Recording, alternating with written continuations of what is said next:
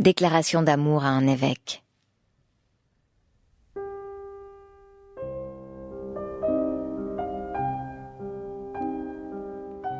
La première fois que je vous ai vu de loin, dans le cœur de la cathédrale, je n'ai rien ressenti du tout, rien. Simplement, je vous examinais, Monseigneur, comme un objet nouveau, quelque être banal. Vous aviez l'aspect d'un adolescent presque gêné d'être ce haut seigneur dans ses fiers ornements.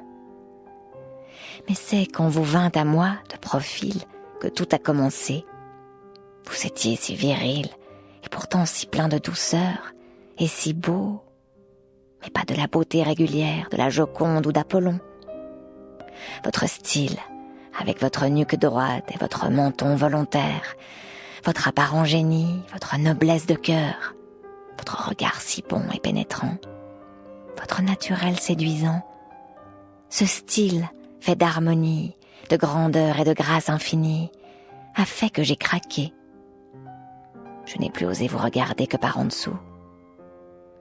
Chaque fois que vous paraissez, vous êtes encore et toujours le même, d'un charme, d'une élégance extrême. C'est moi qui ai changé. Désormais, tout se rapporte à vous. C'est comme un gaz divin qui m'entoure de partout.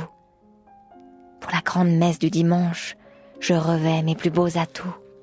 Je choisis mon bustier le plus altier, ma veste la plus cintrée qui met en valeur mes hanches et mon pull décolleté. Je vous bois avidement durant les saints offices.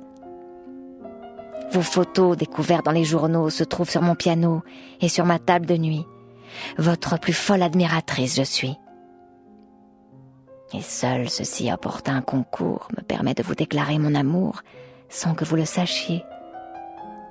Mais vous avez déjà tout découvert, n'est-ce pas?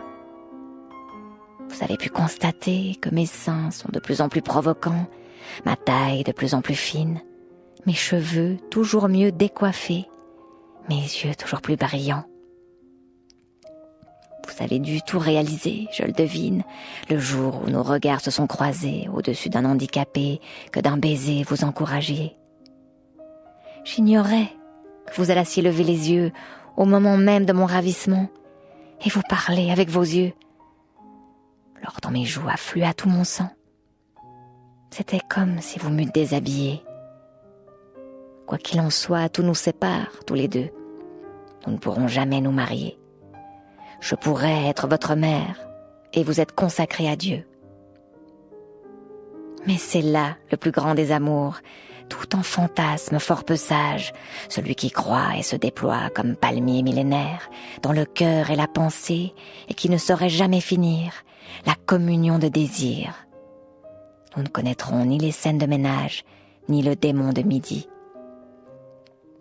Bref, maintenant que j'ai très anonymement avoué mon amour, par le moyen de ce concours, je vais continuer à vous adorer en catimini, caresser en pensée votre chef tonsuré, au reflet doré, comme sur l'ours en soie de ma lointaine enfance, dans ma solitude et mon silence, mais surtout dans la furieuse espérance que cette même extase a lieu pour vous aussi.